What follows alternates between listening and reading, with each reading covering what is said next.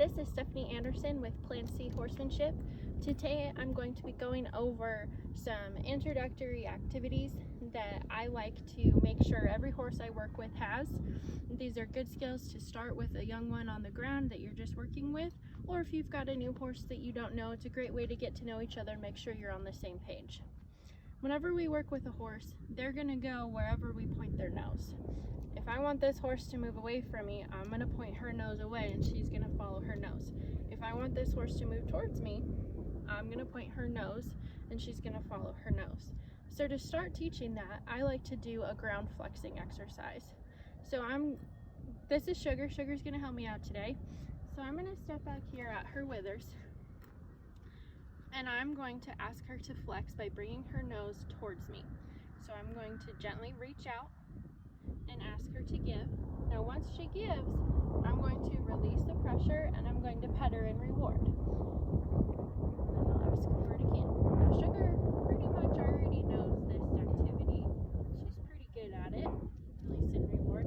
Now if we were working with a horse that hadn't done this before, or they're moving their feet when you're asking for that flexion, you want to stick with them and don't release the pressure on that lead rope until they understand to stop their feet and give their nose. What this does is just reinforces them to tip their nose when asked. Once we've gotten this accomplished on this side, I'm going to go to the other side. Now when I travel around her, her feet should stay still. To be prepared to correct that, I'm going to have my hand on my lead, prepared to give her a little check back and say whoa. I'm going to step around her. Whoa. She understood that she needed to stay still. Now I'm going to do the same thing on this side. Standing at the wither, asking for the flexion. She gave right to me, release and reward. Girl. Now, once you've mastered flexing towards your body, you want to flex away from your body. This is going to simulate more what it's like when you're on their back. So what I'm going to do is reach under their neck to pass that lead rope back up to myself. And I'm back here at the wither area again, and I'm reaching across her back and asking her to flex. Now she knows this, so release and reward.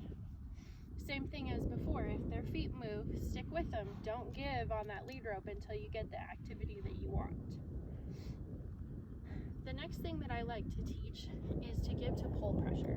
For those of you who don't know, the pole is kind of that little bone between their ears. When you look at where our halter runs, the halter runs right across the pole. When we have a bridle on, the bridle runs right across their pole.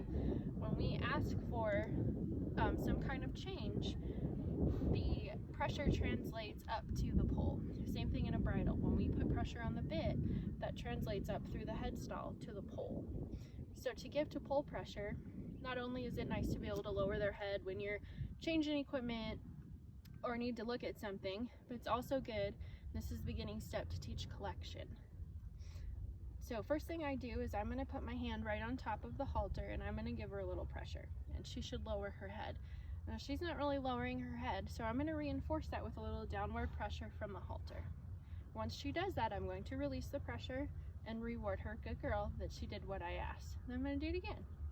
I'm going to ask for it and release and reward. The whole goal is to progress to that to where you don't have to utilize the reinforcement here. You get that head lower just from here.